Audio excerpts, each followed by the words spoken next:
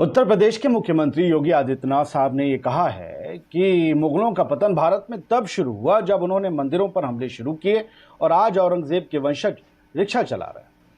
तो फिर ये साबित हो गया कि बाबरी मस्जिद किसी मंदिर को तोड़कर नहीं बनी थी और ना बादशाह औरंगजेब ने कोई मंदिर तोड़ा था।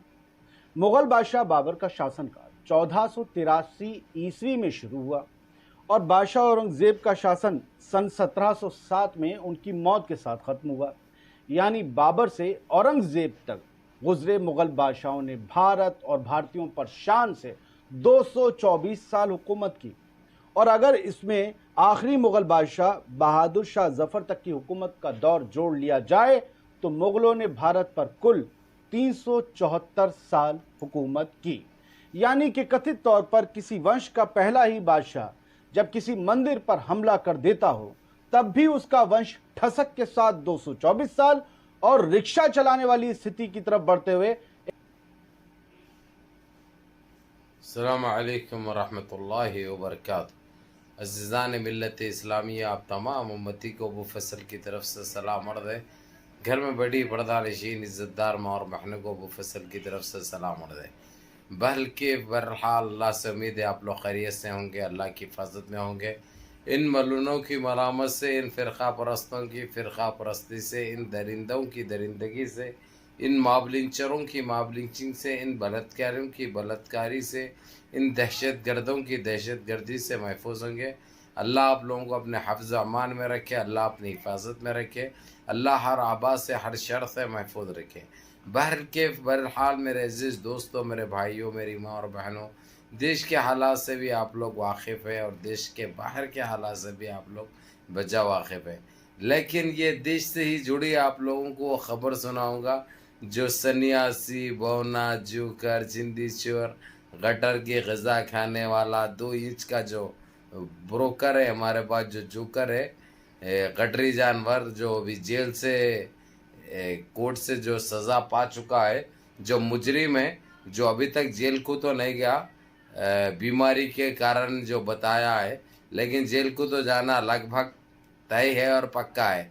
हर हाल में चाहे जज चेंज हो जाए, चाहे पीएम चेंज हो जाए, चाहे सीएम चेंज हो जाए, इसको जाने जाना है, दुनिया की कोई ताकत नहीं बचा सकती। ये साफ हो गया है, ये एक हकीकत है। अब आप लोगों को ये बता दूं मैं, जिस तरीके से इस जोकर, इस बोने, इस चंदी चोर ने जो अपने ये गटर ग़िज़ा खाने वाले, इस जोकर, इस बोने, इस दलाल, इस 2 कौड़ी का जो ये दल्ला है, इसने बोला कि जितने भी बाबर के, औरंगज़ेब के थे, अब ये 200 साल से 235 साल से रिक्शा चला रहे हैं, रिक्शा चला के ज़िंदगी गुजार रहे हैं। इनकी दिने दिन पे तादाद रिक्शा चलाने में बढ़ रही है। तो ये चिंदी चोर एक जगह का सीएम है, भला फिलवक्त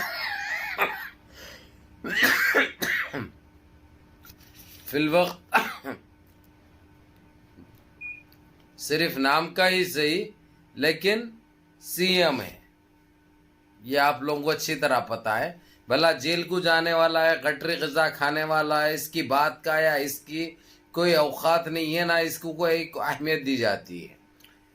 इसका कहना ये है कि 265 साल जो हुक्म करा, जो हुक्मान था, समझे, उसके पास काम करने वाले और उसको चाहने वाले सारे रिक्शा चला रहे हैं। तो चिंदी चोर को ये मालूम होना चाहिए कि देश में रिक्शे ख़त्म हो चुके हैं, देश में रिक्शे तो है ही नहीं। अब है तो इक्का दुक्का जो भी इनकी ज़ात वाले, जो इसके जमात के है, जो इसकी जैसे नीच है, गंदी नस्ल के गटरी है, वो लोग जो है सो रिक्शा मारते हो, रिक्शे में कोई आवाम नहीं बैठती। जो बोल रहा है ना गलत बोल रहा, वो भी एक सीएम रहते हुए। यानी इसकी सोच देखिए, इसकी जहनियत देखिए, इसके अल्फाज देखिए, ये कितना नीच और कितना गिरेवा बौना है। ये ब्रोकर कितना नीच इंसान है। खैर इन्हें इंसान में शामिल नहीं है, ना बीच का शामिल है, ना जानवर में। मालूम है कि बंदर की नस्ल है, ये कन्फर्म है। तो इसका कहना था ये 265 साल औरंगजेब की और बाबर की गुलामी करके अब उसके बाद ये लोग ابھی تک رکشا چلا رہے ہیں. تو رکشا اور رکشے میں پھرتے بھی کہتے بھائی تو کون پھرتے ہوئے نظر آ گئے اس کو؟ اس کی ماتا ماری تھی رکشا ہو، اس کی ماتا کے رکشے میں بیٹھے تھے، یا انہیں خود رکشا چلا تو رکشے میں بیٹھے تھے؟ کون سواری بن رہے ہیں یہ بتائیے آپ. رکشا صرف استعمال ہوتا ہیلپروں کے لیے، لیبروں کے لیے. اس کے ویسا جو ہے وہ منڈیوں کا سامان، اس کا سامان، اس کا سامان بھر کے لے کے جاتے. اس کے وجہ سے غریب جو نسل کے بندر کا نسل کا ہے جو بولا، اس کے وجہ سے اس کی کوالٹی کے رہتے ہو. یہ ایک ہو گیا.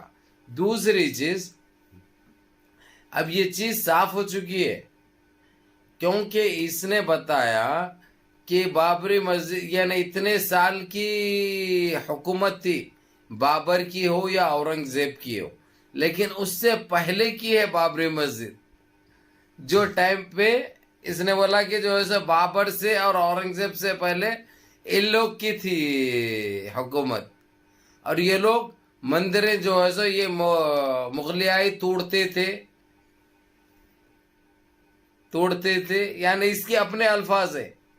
اس نے خود یہ بات بولی کہ مندروں کے اوپر حملہ کیا جاتا تھا، مندریں توڑتے تھے. تو اس کا مطلب بابری مسجد تو 700 سال پرانی ہے. تو بابری مسجد کئی صدیے گزر چکے ہیں. اور بابر جو ٹائم پہ یعنی اس کے الفاظ ہے، بھلا وہ بنے کبھی بھی، بھلا وہ بنے کبھی بھی، بنائے کوئی بھی، وہ ہمارے کوئی لینا دینا نہیں ہے، سیکنڈ ایشو ہے. اس کے الفاظ جو ہے، اتنے سال بابر نے حکومت کی، اتنے سال اورنگزیب نے حکومت کی، مغلیاؤں کی اتنی حکومت چلی، اور چلتے وقت مندروں پہ حملہ کیا گیا. یعنی اس کے اپنے الفاظ ہیں. جبکہ جو اس نے جو تاریخ بتا رہا وہ تاریخ سے پہلے کی بابری مسجد ہے.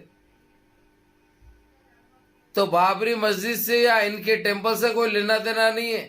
یعنی ٹیمپل کو توڑ کے بابری مسجد نہیں بنی تھی. یعنی اس کے الفاظ جو انہیں بیان کر